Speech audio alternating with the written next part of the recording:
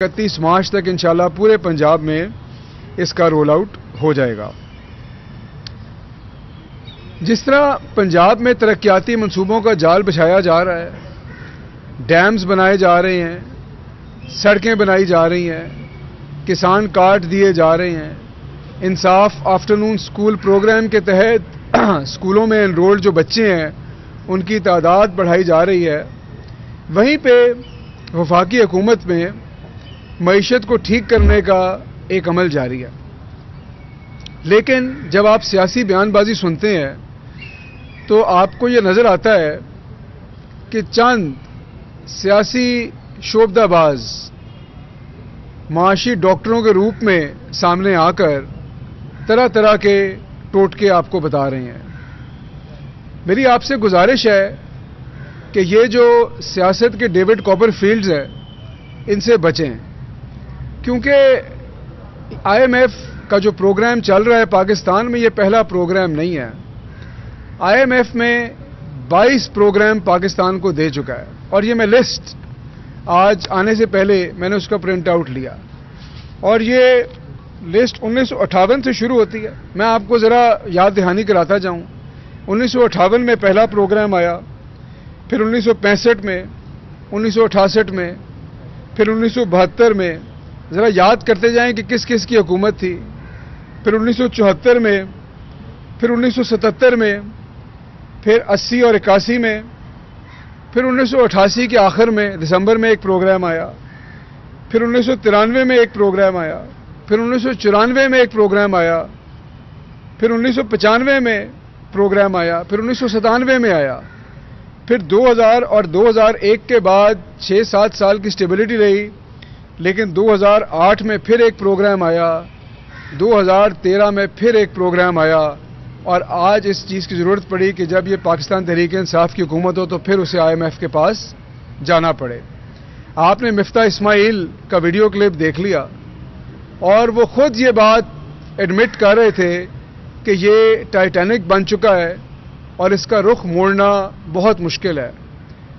اور آج پاکستانی قوم یہ دیکھ رہی ہے کہ وزیراعظم عمران خان کی قیادت میں نہ صرف اس شپ کا رخ موڑا گیا بلکہ اس کو اس حادثے سے بچایا گیا اور معیشت کو صحیح ٹریک پہ کھڑا کیا گیا۔ آئی ایم ایف کے پروگرام پہ اور حکومت کے حکمت عملی پہ سوال اٹھانے والوں کو ان 22 پروگراموں کا جواب دینا چاہیے عوام کو، اور عوام کو یہ فیصلہ کرنا چاہیے کہ کیا آپ نے پاکستان کو آئی ایم ایف کے چنگل سے نکالنا ہے یا اس 22 کی جگہ مزید 50 پروگراموں میں اور ڈالنا ہے۔ اور یہ فیصلہ عمران خان کا نہیں ہے، یہ فیصلہ وزیر اعلیٰ پنجاب کا نہیں، یہ فیصلہ عوام کا ہے، کیونکہ اگر آپ نے آئی ایم ایف کے چنگل سے نکلنا ہے تو پھر مشکل فیصلے کرنے پڑتے ہیں، اور آسان فیصلے ہمیشہ اچھے لگتے ہیں، اپنے آپ کو ڈسپلن کرنا ہمیشہ مشکل کام ہے۔ تو ایک طرف آپ کے وہ سیاسی شعبدہ باز ہیں جو آپ کو یہ کہتے ہیں کہ ہماری پالیسیاں اچھی تھیں جب ہم دھڑا دھڑ قرضے لیتے تھے، اور جب ہم فضول خرچیاں کرتے تھے، جب ہم کرپشن کرتے تھے، کیونکہ قرضے کی تو کوئی کمی نہیں، آپ قرضہ لیتے جائیں، اور آج وہ حکومت ہے جو آپ کو قرضوں سے واپس کھینچ رہی ہے، خود انحصاری کی بات کر رہی ہے، آپ کے ریونیو بڑھانے کی بات کر رہی ہے۔ تو یہ فیصلہ آپ کو کرنا ہے کہ آپ کو آج آسان بنانا ہے یا آنے والا کل آسان بنانا ہے، اور یہ وہ جنگ ہے جھوٹ اور سچ کی جو پاکستان تحریک انصاف کی حکومت لڑ رہی ہے۔ میں آپ کو ایک بات بتاتا جاؤں، اور یہ بات آپ ریکارڈ رکھ لیں کہ معیشت پہ سوال کرنے والے ایک مہنگائی کے اوپر جو کہ ایک عالمی کرائسس کی وجہ سے آئی ہے شور و غل مچا رہے ہیں، لیکن میں ان کے ریکارڈ کی تصحیح کرنا چاہتا ہوں کہ 2018 میں جب پاکستان مسلم لیگ نون کی حکومت گئی تو آپ کے جو ریونیوز تھے فیڈرل بورڈ آف ریونیو کے وہ 3800 ارب پہ تھے پورے سال کے۔ آج 6 مہینے کا جو ریونیو ہے وہ 3000 ارب ہے، ہم 6000 ارب انشاءاللہ اس سال ٹچ کریں گے، کہاں 3800 اور کہاں 6000 ارب۔ آپ کی جو ترسیلات تھیں، اور ترسیلات کی اہمیت اس لیے ہے کہ آپ کو آئی ایم ایف کے پاس کرنٹ اکاؤنٹ ڈیفیسٹ کی وجہ سے جانا پڑتا ہے، وہ 20 ارب ڈالر تھیں اور آج وہ $30 ارب سے تجاوز کر رہی ہیں. آپ کے زر مبادلہ کے ذخائر جو $7 ارب پہ تھے آج وہ الحمدللہ $22 ارب پہ ہیں. یہ آپ کی معیشت کی جو حقیقت ہے یہ ہے اور یہ لوگوں کے سامنے رکھنا ضروری ہے. اور قرضے کے اوپر بات کرنے والے یہ بات لوگوں کے سامنے نہیں لانا چاہتے کہ ہر سال $4.5 ارب کا نیٹ اضافہ ہوتا تھا نیٹ. اب اس کو کم کر کے ہم $2.5 ارب کے اوپر لے آئے ہیں. تو یہ وہ باتیں ہیں جو لوگوں کو بتانی ہے کہ جب آپ یہ صحیح چیز پہ چلیں گے. لوگ ترقی کب کرتے ہیں؟ جب وہ فائنینشیل ڈسپلن کا راستہ اپناتے ہیں, جب ان کے ریونیوز بڑھتے ہیں, جب ان کی برآمدات بڑھتی ہیں. تو یہ طریقہ ہے ترقی کا, یہی طریقہ انصاف کی پالیسی ہے. لیکن اگر آپ ان سیاسی شعبدے بازوں کی باتیں سنیں تو آپ کی عقل دنگ رہ جاتی ہے. ایک شخص جو ہے آپ کے شہباز شریف صاحب وہ غریب آدمی کی بات کر رہے ہیں اور غریب آدمی کی بات, ان کے دل میں غریب آدمی کا کیا درد ہے. لیکن جب ان کے ٹی ٹی کیس کو دیکھتے ہیں تو واقعی لگتا ہے کہ ان کی غریب آدمی سے اتنی ہمدردی ہے, اسی لیے انہوں نے اپنے دفتر میں کام کرنے والے غریبوں کے اکاؤنٹ میں اربوں روپیہ ڈلوا دیا. ہم اس طرح کی ہمدردی پہ یقین نہیں رکھتے. اور اس کے بعد انہوں نے کہا کہ جی 23 مارچ کا جو مارچ ہے وہ بڑا اہم ہو گیا ہے. تو یعنی کہ تقریر کے دوران انہوں نے مزید 75 دن کی مزید ڈیڈ لائن دے دی. یہ کس کو بیوقوف بنا رہے ہیں؟ یہ کیا سگنلنگ کر رہے ہیں؟ یہ کیا عوام بیوقوف ہے؟ یہ ان کی پالیسیاں نہیں جانتی؟ وہ تحریک عدم اعتماد لانے کی بات کرتے ہیں. میرا تو ان سے درخواست یہ ہے کہ وہ ذرا اپنی پارٹی کی قیادت کے اپنے اوپر اعتماد کو ذرا پرکھ لیں اور اس بات پہ فیصلہ کر لیں کہ جب بڑے بھائی آئیں گے تو ان کی کیا پارٹی میں حیثیت ہوگی اور اگلا وزیر اعظم کون بنے گا. ابھی تو یہی باتیں, اگر ان کی پارٹی جیت گئی تو ابھی تو وہ ان بنیادی سوالات سے باہر نہیں نکلے. اور ادھر خواجہ آصف صاحب نے فرمایا کہ ہر بحران کا موجد جو ہے وہ عمران خان صاحب کو انہوں نے قرار دیا. ان کے بھی ریکارڈ کی تصحیح کر لیں. جیسے ہی پاکستان تحریک انصاف کی حکومت آئی, پہلا بحران دیوالیہ اکانومی, بینکرپٹ اکانومی, آپ کے فارن ایکسچینج ریزروز نیچے. کون اوپر لایا؟ عمران خان. دوسرا بحران دنیا میں کرونا آ گیا. کون پاکستان کو اس بحران سے باہر لایا اور پاکستان کی جو صلاحیتیں اس کو پوری دنیا میں مانا گیا؟ وزیر اعظم عمران خان. پھر آپ کا بحران آیا FATF, کیونکہ بلیک لسٹنگ کی دھمکیاں اور خطرہ, کیونکہ پچھلی حکومتوں نے جو منی لانڈرنگ کی وہ آج ہمارے سر پہ آ کر کھڑی ہو گئی. کس نے اس بحران سے نکالا؟ وزیر اعظم عمران خان. بارڈر کے ساتھ آپ کے افغانستان کا کرائسس شروع ہو گیا. کس نے پوری دنیا کو وہاں پہ اکٹھا کیا اور سب سے بات چیت کی؟ وزیر اعظم عمران خان. اور آج جب پوری دنیا میں ایک پورا آپ کے کموڈیٹیز کا کرائسس ہے, انفلیشن ویو ہے, کون شخص آپ کو صحت کارڈ اور احساس راشن کارڈ لے کے دے رہا ہے؟ وزیر اعظم عمران خان. تو خواجہ آصف صاحب سے بھی درخواست ہے کہ ذرا اپنے ریکارڈ کی تصحیح فرما دیں. اور پھر وہ کہتے ہیں کہ چھوٹا بھائی بڑے بھائی کو بلا کے لاتا ہے. یہ آپ تو کسی کو بھائی سمجھتے ہی نہیں, اور جس کو بھائی کہتے ہیں اور کہنا چاہیے, آپ تو اس کی پیٹھ پہ چھڑا گھونپنے والے ہیں. آپ ہمیں یہ بات بتاتے ہیں. آپ کو یہ بات زیب نہیں دیتی کہ اس ملک کے ادارے ایک دوسرے کی عزت کرتے ہیں, ایک دوسرے کی تکریم کرتے ہیں, ایک پیچ میں ہیں. کیا یہ ملکی سالمیت کا تقاضا نہیں ہے کہ آپ بیٹھ کے اس قسم کی باتیں کر رہے ہیں اور پتھر پھینک رہے ہیں اداروں کے اوپر؟ تو میرے خیال میں یہ چیزیں شرمناک ہیں اور ان سے اجتناب کرنا چاہیے. بہرحال میں آپ کو پھر یہ کہوں گا کہ یہ جو سیاست ہے, اگر آپ بلاول زرداری صاحب کو اور مریم صفدر صاحبہ کو دیکھیں تو یہ آپ کو آپ کی ملک کا جو سیاست ہے اس کا بلو پرنٹ, آپ کو اس کا ایکس رے نظر آ جائے گا. یہ دو لوگ کیا یہ دو لوگ ریپرزینٹ کرتے ہیں؟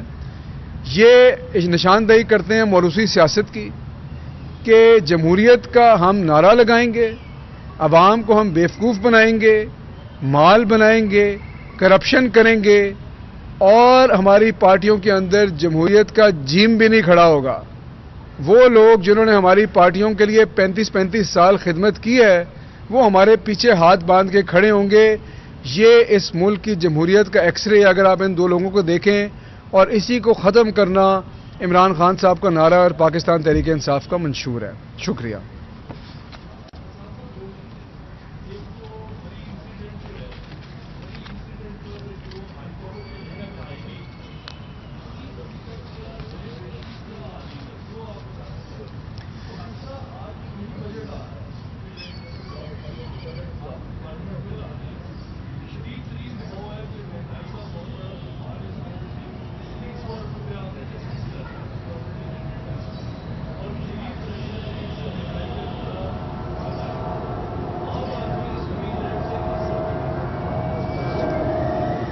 اچھا میں آپ کو پہلے مری کے حوالے سے دیکھیے، ثانیہ مری کے حوالے سے سب سے پہلے تو میں اظہار افسوس کرنا چاہوں گا، اور میں یہ کہنا چاہوں گا کہ وہ شہری جو اس حادثے میں اپنی جان سے ہاتھ دھو بیٹھے، ہم ان کے لواحقین کے غم میں شریک ہیں، اور میں سمجھتا ہوں کہ حکومت کو ہر ممکن یہ کوشش کرنی چاہیے کہ اس طرح کے مسائل کا حل کرے اور اس طرح کے حادثات کا سد باب کرے، اور جو انکوائری ہو رہی ہے آپ نے اس کے ٹرمز آف ریفرنس دیکھے ہیں، تمام جو ضروری چیزیں ہیں ان کا تعین کیا جا رہا ہے، اور یہ انکوائری تو اس حادثے کے حوالے سے ہے، لیکن اس کے علاوہ بھی ہم وہ میڈیم ٹرم جو ایکشن تھے اس پہ بھی کام کر رہے ہیں کہ ہم نے مری کے اوپر پریشر کو کیسے کم کرنا ہے، ہم نے ٹورسٹ کے ریلیف کے لیے کیا کام کرنا ہے، ہم نے کیا ڈیسٹینیشنز بنانے ہیں تاکہ آپ اپنی قوم کو، آپ کے لوگ نکلنا چاہتے ہیں،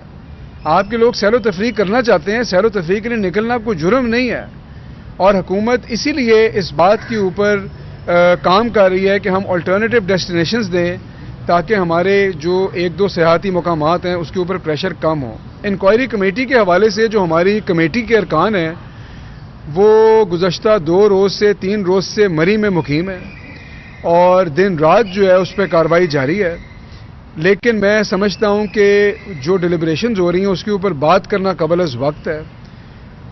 جو چیف سیکرٹری صاحب نے وزیر اعلیٰ کی ہدایت پہ کمیٹی بنائی ہے اس میں بالکل جامع سوالات لکھ دیے گئے ہیں، اور تمام ریکارڈ کو پرکھا جا رہا ہے، لوگوں سے بات ہو رہی ہے، اور ان تمام سوالات کے جواب جو ہے انشاءاللہ ودن 7 days جو آپ سے پرومس کیا گیا تھا، لوگوں سے کیا گیا تھا، جو وزیر اعلیٰ کی ڈیڈ لائن ہے اس کے اندر وہ جوابات لیے جائیں گے، اور انشاءاللہ وہ آپ کے سامنے رکھے جائیں گے۔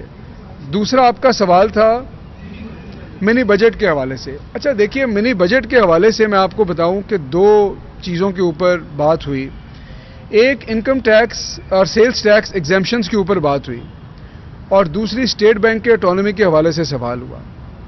دیکھیے میں آپ کو بتاؤں کہ آج ملک میں سیلز ٹیکس کا ریٹ کیوں زیادہ ہے۔ آپ کو پتہ ہے کہ پاکستان اس سے کم ریٹ کا متحمل ہو سکتا ہے۔ ہوتا یہ ہے کہ آپ کے ملک کی جو ٹیکس پالیسی تھی اس کو ایلیٹ نے کیپچر کر کے رکھا، آپ نے عوام کے لیے 17% کا ٹیکس لگا کے رکھا، لیکن جو افیکٹو لابی، پاورفل لابی آتی تھی وہ آ کے کہتی تھی جی مجھے ٹیکس کی چھوٹ دے دو، پھر دوسرا آتا تھا وہ کہتا تھا مجھے ٹیکس کی چھوٹ دے دو، میں جی وزیر خزانہ کا فلانا ہوں، میرا یہ تعلق ہے۔ آپ نے اپنے ملک کی ٹیکس پالیسی کو بھی اور پورے ملک کو ایلیٹ کیپچر سے نجات دلانی ہے۔ اس کا مطلب کیا ہے کہ ایک یکساں ٹیکس ریٹ ہو سب کے لیے، اور اگر آپ سب لوگوں سے وہ ٹیکس ریٹ چارج کریں گے تو آنے والے دنوں میں وہ ٹیکس ریٹ بھی نیچے آئے گا۔ لیکن یہ کہاں کا انصاف ہے کہ آپ 17% ٹیکس لگا دیں لیکن جو لابی آپ کے زور لگاتی ہے اس کے لیے آپ ٹیکس ایگزیمپشن دے دیں۔ تو یہ جو منی بجٹ ہے یہ ان ایگزیمپشنز کو ختم کرنے کے بارے میں ہے تاکہ یکساں ریٹ ہو، اور یکساں ریٹ سے جب آپ کا ٹیکس کلیکشن بہتر ہو تب آپ آہستہ آہستہ ٹیکس کا ریٹ نیچے لائیں۔ دوسری بات اسٹیٹ بینک کے حوالے سے، آپ کو پتہ ہے کہ ڈار صاحب کی پالیسی کیا تھی؟ جو ڈار اکنامکس تھی وہ یہ تھی کہ ایک طرف آپ اسٹیٹ بینک کے اوپر اپنی مٹھی کے اندر رکھیں ان کو تاکہ وہ انٹرسٹ ریٹ کم رکھیں، اور آپ ادھر سے قرضے لیتے جائیں تاکہ آپ گروتھ کو فیڈ کریں، اور مہنگائی کو کنٹرول اسٹیٹ بینک نہ کر سکے، کیونکہ سب سے بڑا جو لیور ہوتا ہے مہنگائی کو کنٹرول کرنے کا وہ بہرحال مانیٹری پالیسی ہوتی ہے۔ ہم کیا کہہ رہے ہیں؟ ہم یہ کہہ رہے ہیں کہ جی پیسے خرچ کرنے والے منسٹری آف فائنانس ہے، ان کو الگ اپنا کام کرنے دیں، مہنگائی کو کنٹرول اور مانیٹری پالیسی دینے والے اسٹیٹ بینک ہیں ان کو اپنا کام کرنے دیں، اداروں کو خود مختار بنائیں، اداروں کو آزاد بنائیں تاکہ وہ کسی پریشر کے بغیر جو آپ کی پالیسیز امپلیمنٹ کر سکیں۔ اگر اداروں کو خود مختار بنانا جرم ہے تو پھر ہم مجرم ہیں، اور اگر نمبروں سے کھیلنا اصل جرم ہے تو پھر مجرم کون ہے اس کا فیصلہ آپ کر لیں۔